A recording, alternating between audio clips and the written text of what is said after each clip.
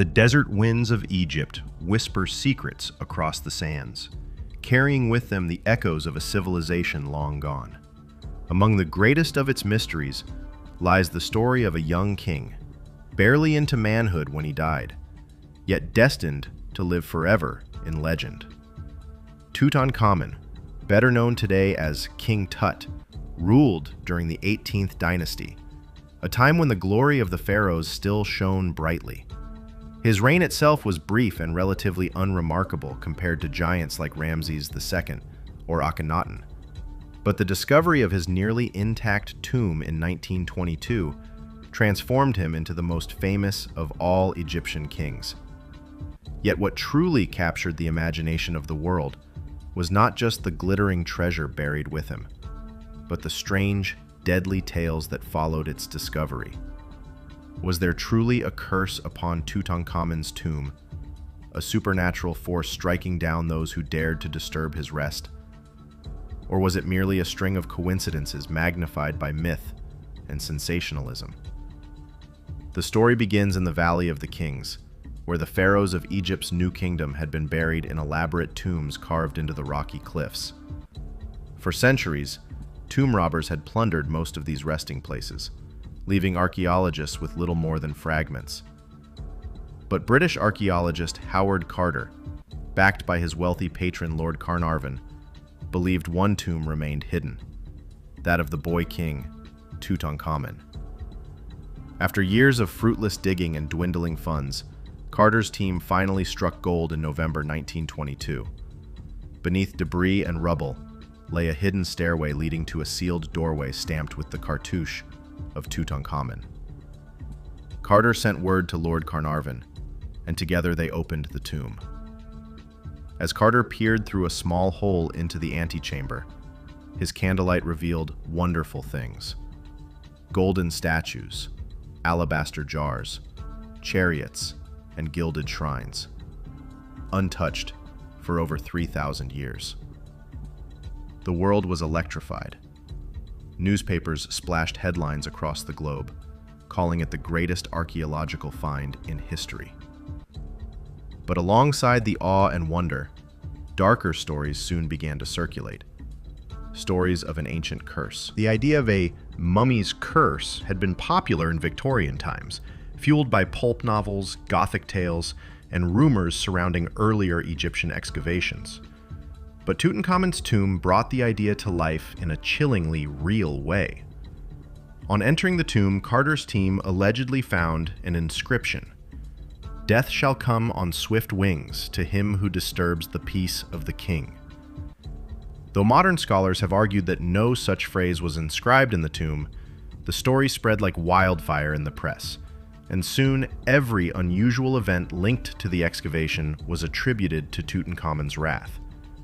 It didn't take long for tragedy to strike. In April 1923, just months after the tomb's opening, Lord Carnarvon, the man who had financed the entire expedition, died suddenly in Cairo. What began as a mosquito bite on his cheek turned septic, and within days, he was dead. Newspapers immediately tied his death to the supposed curse. The details made the story even more eerie. The lights in Cairo allegedly flickered and went out at the very moment of his death. Thousands of miles away in England, Carnarvon's dog was said to have howled and dropped dead at the same instant. When his body was examined, the bite mark on his cheek was on the same spot as a wound on Tutankhamun's mummified face. The coincidence was too perfect. Headlines around the world screamed, "The curse of the pharaohs strikes." Carnarvon was only the beginning. Over the following years, several others connected to the excavation died under unusual or sudden circumstances. George J. Gould, a wealthy American visitor to the tomb, fell ill shortly after his visit and died of pneumonia.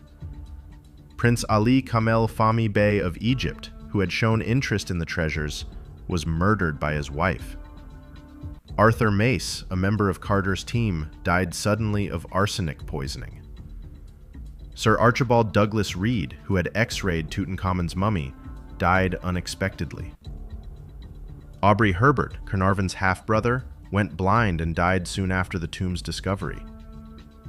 Even Howard Carter's canary, kept as a pet, was reportedly eaten by a cobra, the very symbol of Egyptian royalty, the day the tomb was opened. In total, by the time a decade had passed, nearly 24 people with some connection to the tomb had died prematurely.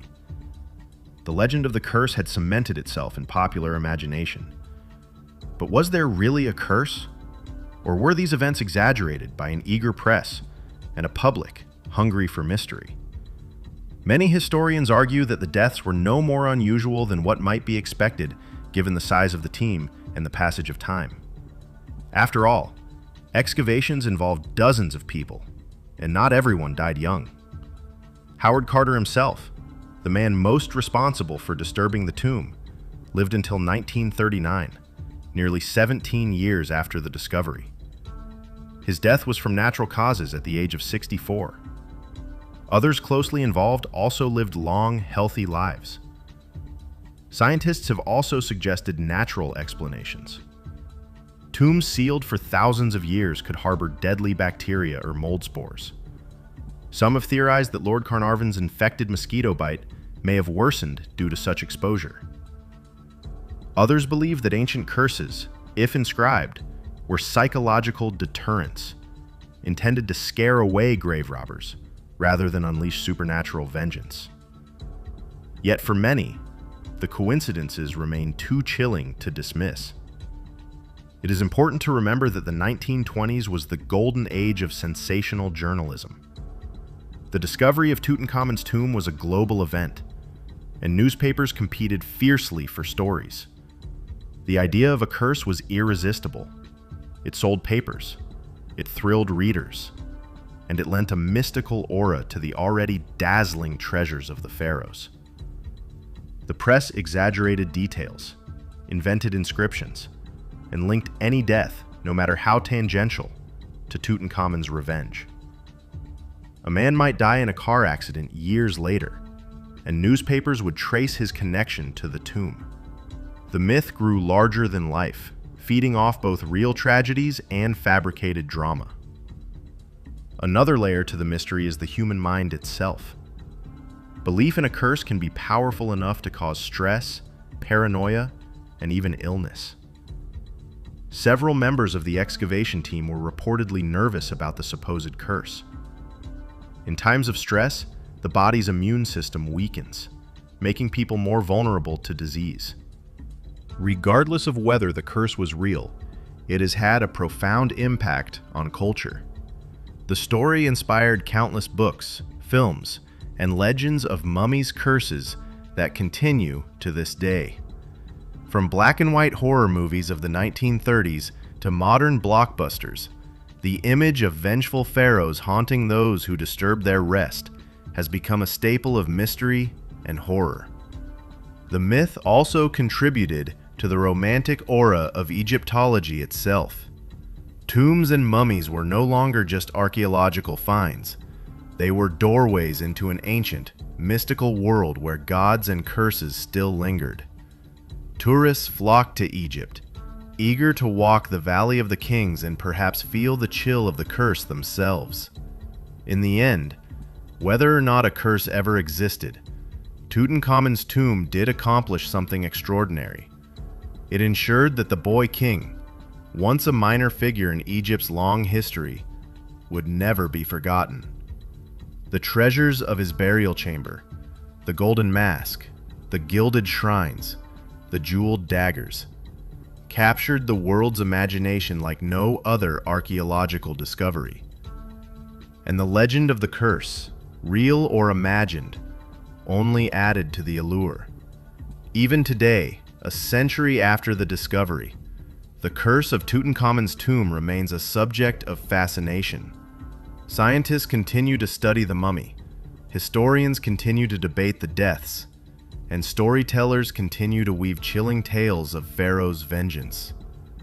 Perhaps that is the true curse. Not death, but eternal mystery, ensuring that Tutankhamun's name and legend endure forever. The tale of Tutankhamun's curse reminds us that history is not only about facts and evidence, but also about the stories we tell. Whether the deaths were caused by ancient magic, deadly microbes, or sheer coincidence, they became part of a legend that blurred the line between myth and reality. Maybe the young pharaoh, who died without leaving great monuments or military victories, achieved something greater in death than he ever could in life: immortality. For as long as the curse is whispered, as long as his golden mask gleams in museums, Tutankhamun will live on, not as a forgotten boy king,